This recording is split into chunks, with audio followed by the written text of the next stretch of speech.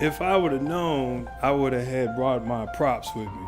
I got a last-minute phone call from David Evers from the commissioner's office, told me to come. So if you come to my store, I got a bunch of pictures highlighting the neighborhood. I even got pictures upstairs that I haven't even brought down. So I kind of wish I could have went at 6 o'clock when George spoke, because I can get long-winded, but it's the end of the evening, so I'm gonna keep this real short and simple.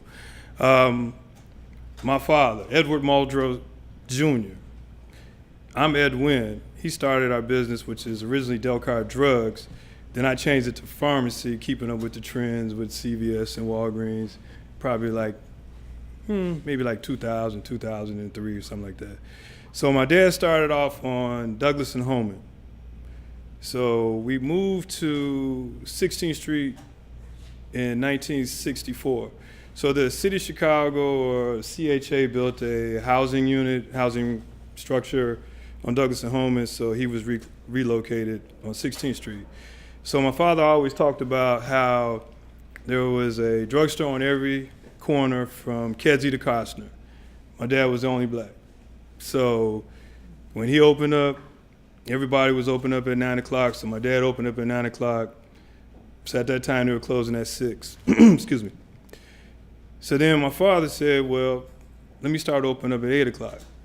So the other drugstores started opening up at 8 o'clock, but then they started staying open till 7 o'clock. So at that time, let me back up. My father was born and raised in Woodlawn, but he found opportunity here in North Lawndale. So at that time, I think I wasn't even on the planet. My father lived in Markham, so he was commuting back and forth. So he decided to open up at 7 o'clock in the morning and stay open until 7 in the evening. So at that time, most of the other competitors, they were living in Skokie and Morton Grove. So they weren't friendly to my father, but then he came to him and said, well, look, can we come to some type of understanding? Can we get like a scheduled time? We all open up at the same time. So my dad opened up at 6, stayed open till 9. So that was just, hard work, competitiveness. So you talk about the infamous riots in 1968. So at that time, my father was commuting back and forth. All the businesses, drugstores, were burned and torched up and down 16th Street.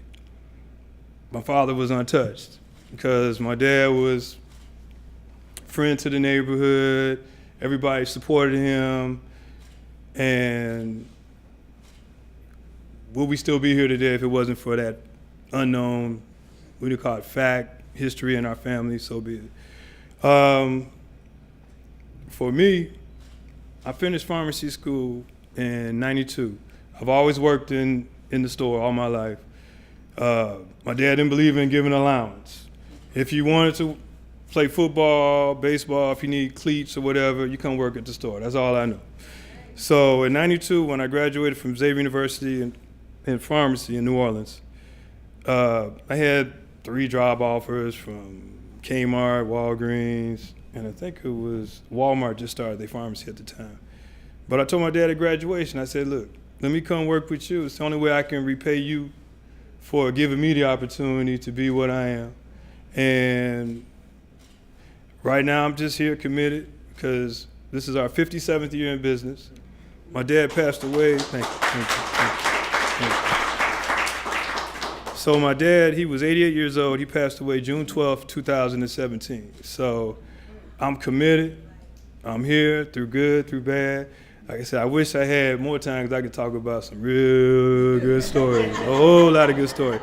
But I'll leave on this note that I'm excited about the new partnerships and new relationships that I've met and have nurtured and created on my own.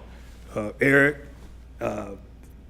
once I got, like I said, I've been running the store, but once I had full control of the store, the first thing I did, I got Eric on board. I said, Eric, look, my insurance situation is bad.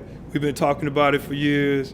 So Eric has got all my business except for one last property that's under construction right now. So as soon as that's completed, which has been a 6-month project going into its 16th month. I'm not even going to get into that. But once that gets done, then Eric's going to get a hold of that.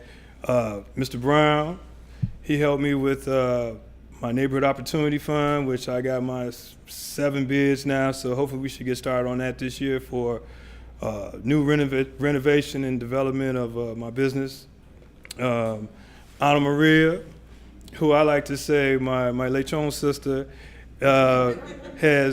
has given my business curb appeal.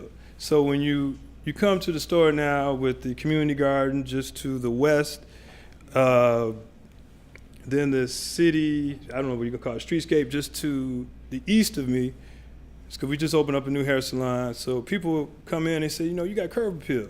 So I tell Anna Maria, that's her direct and indirect work.